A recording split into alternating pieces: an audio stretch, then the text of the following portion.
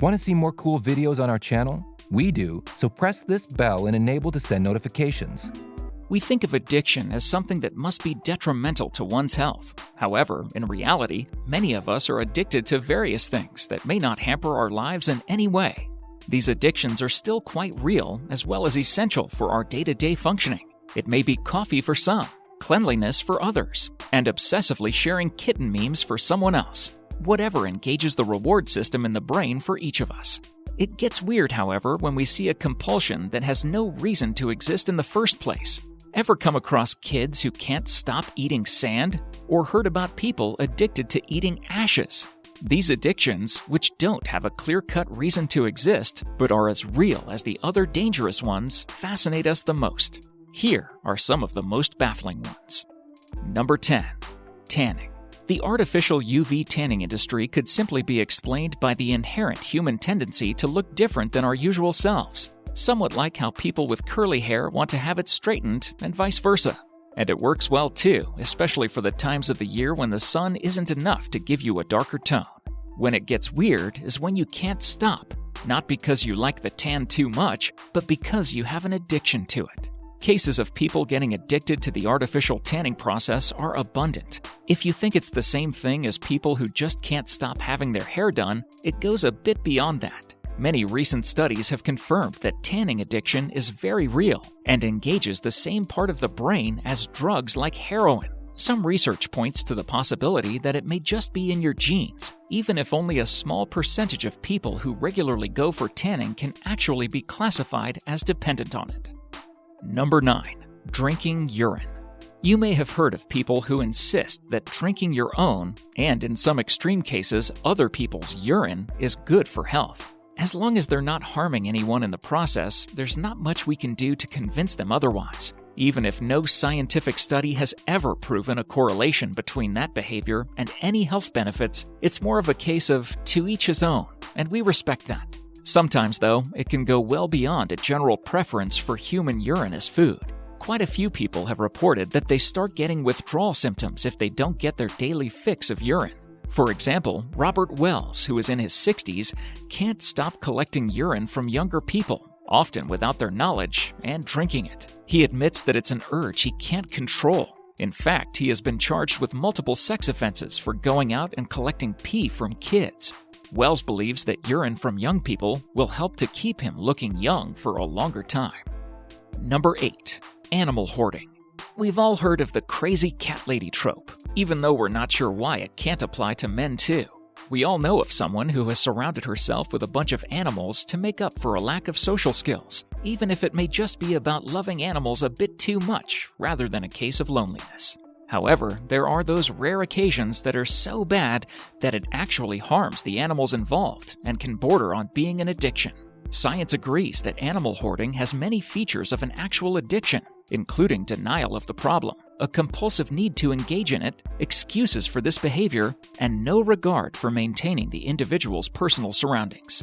It may sound like the crazy cat lady stereotype is true, but in actual cases, it's much more serious than just collecting a lot of pets. It's also difficult to overcome without help. Number 7. Human blood. Vampires have been a part of Western folklore as far as we can remember. We're not sure if these stories are based on real cases of people obsessed with human blood, but mythology often doesn't care about facts.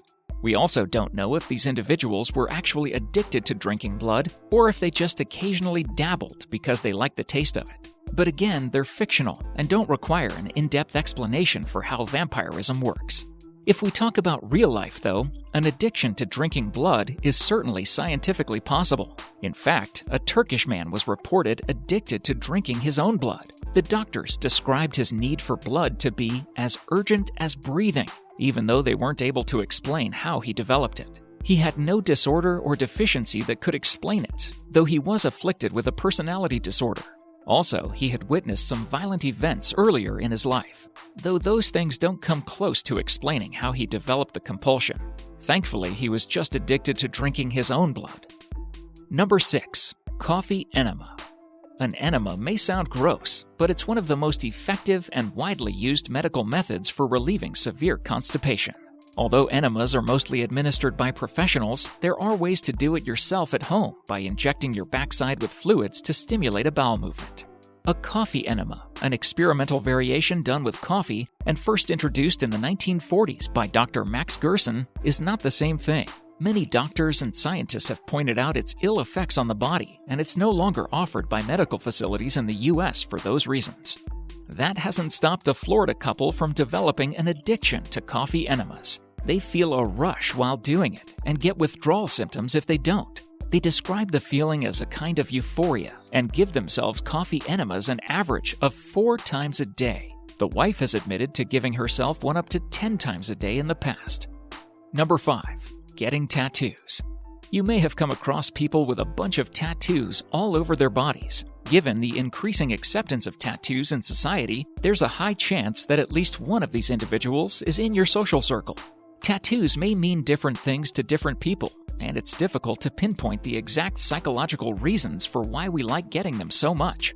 In some cases, however, tattoos can go beyond just inking a piece of art on your body that means something special to you. Tattoo addiction is a real thing for more people than you'd guess. According to research, about 32% of Americans admit to being addicted to tattoos and feel the need to go out and get a new one shortly after their last one. Some scientists have tried to explain it as an addiction to the pain that comes from the process of getting a tattoo.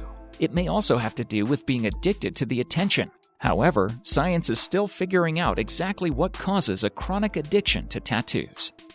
Number 4. Romantic rejection. Asking someone out and getting rejected is one of the most normal parts of people's dating lives. Almost all of us have experienced it in one form or another. Sure, it may not be the preferable outcome, but it's still something you have to wade through if you actually like dating. It's a problem, though, when some people can get addicted to it to the point that they enjoy all the heartbreak and pain arising from rejection. And we are not making this up. According to a study published in Journal of Neurophysiology, romantic rejection involves the same parts of the brain that causes us to get addicted to something. The researchers even came up with a parameter for it, the Passionate Love Scale, and concluded that romantic rejection is definitely a form of addiction. We may be making it sound like all fun and games, but it also does a lot to explain cases of rejected people becoming violent towards the person who rebuffed them. In many cases, this leads to extreme outcomes like suicide or murder. Number 3. Plastic surgery. For the longest time in our history, permanent disfigurement due to accidents was irreversible. Back then, we didn't have today's medical tech to do something about it. Plastic surgery was a revolutionary development, allowing us to fix parts of our body. It was obvious that we'd soon be using it to make us look better. It's when some people compulsively feel the need to keep changing their appearance with plastic surgery that it turns into an actual addiction. Although scientists don't understand how that manifests itself, we know of too many celebrities who can't stop themselves from getting plastic surgery. Some experts explain it with a disorder called body dysmorphic disorder, BDD. Sufferers feel the need to continually change their looks. Not everyone addicted to plastic surgery is diagnosed with BDD, and we don't quite understand why so many people without any other underlying medical conditions would compulsively get up to 10 plastic surgeries in a day. Number 2. Milk products. Even people who do not experience lactose intolerance may suffer from a dairy-related ailment. For these individuals, milk derivatives like butter or cheese are something they'd never refuse. Some people are unhealthily obsessed with these products, often using them to replace regular meals no matter what it does to their health.